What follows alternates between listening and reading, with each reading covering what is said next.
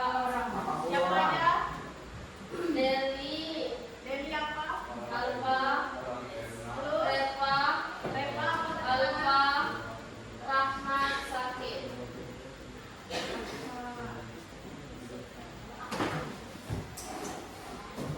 Nah, sebelum kita memulai pembelajaran, apakah yang masih ingat pembelajaran kita minggu lalu?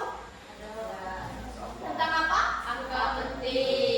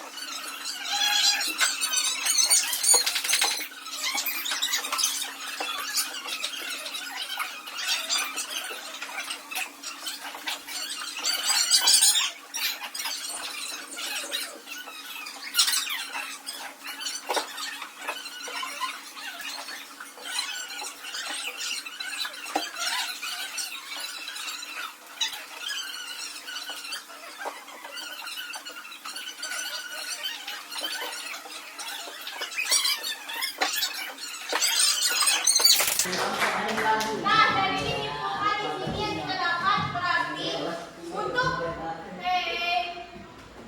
pengukuran berulang ini lebih efektif kan daripada pengukuran yang tidak berulang, ya kan? Yang dapat kita simpulkan. Nah, Bu, bayar jawab sama biasa. selanjutnya kita masuk ke ketepatan pengukuran. Nah, kalian tadi kan sudah melakukan praktikum, ya kan? Ya. Nah, di sini kita masuk ke ketepatan pengukuran. Di sini ada ketepatan pengukuran dapat digunakan untuk mengetahui penyimpangan hasil pengukuran besaran ketika pengukuran dilakukan secara berulang-ulang. Terus ketepatan hasil pengukuran dapat dilihat dari jumlah angka desimal yang diperoleh dari hasil pengukuran. Ketepatan pengukuran ini juga diperoleh oleh kualitas alat ukur ketika pengukuran kestabilan tetap dilakukan saat pengukuran. Nah, Putra, Yes. Putra, kan kita kan sudah melakukan praktikum nih, melakukan percobaan juga kan? Kan Putra juga melakukan percobaan tadi tuh. Nah, menurut Putra, mana yang lebih efektif pengukuran secara berulang atau tidak? Menurut Putra nih, lebih enak kita melakukan pengukuran berulang atau tidak? Yang lain lebih enak yang mana? Berulang. Kenapa? Hasilnya efektif. Hasil yang didapatkan lebih efektif. Nah, jadi sampai sini ada yang ditanyakan? Apa lagi? Ini ditanyakan? Tidak? Kita lanjut ke selanjutnya, yaitu ketelitian pengukuran. Di sini ada ketelitian pengukuran menunjukkan tingkat kesulitan dan kebenaran hasil pengukuran yang dilakukan secara berulang. Ketelitian pengukuran dapat digunakan untuk mengetahui kebenaran suatu hasil pengukuran tersebut. Nah, di sini ada yang ingin ditanyakan? Tidak. Kita masuk ke kesimpulan. Di sini ada setiap proses pengukuran pasti mengandung putraan, depan. Representatif. Nah, di sini kita masuk ke kesimpulan, yaitu setiap proses pengukuran pasti mengandung ketidakpastian yang bersumber dari kesalahan acak seperti waktu, reaksi, dan kesalahan sistematis tadi yang sudah Ibu jelaskan pertama tadi, kesalahan acak dan kesalahan sistematis. Terus seperti kerusakan alat tadi, ya kan? Karena itu kita harus melakukan pengukuran berulang untuk meminimalkan dampak kesalahan acak dan mendapatkan hasil yang paling Representatif. atau yang hasil yang lebih diinginkan. Nah, Terima kasih. hari ini kita udah melakukan tentang pengukuran berulang. Selanjutnya kita akan mengakhiri kelas kita pada siang hari ini. Sebelum kita mengakhiri kelas kita pada siang hari ini, duduk yang rapi dulu. Nah, duduk yang rapi. Kemudian dirapikan. Bu, Putra, hah? begitu sebenarnya udah kayak apa udah? Begini. Enggak, mungkin sudah kan. Sebelumnya itu Tapi harus sebelum apa itu Bu kan? Belum tahu kapan. Tahu. Nah, sampai di sini materi kita ada yang ditanyakan nggak? Belum. Ini tidak tentang pengukuran ketidakpastian. Ada yang ditanyakan? Tidak sampai di sini. Berarti udah paham kan tentang materi ini? Udah kan? Udah. Nah, untuk minggu besok itu kan persiapan kalian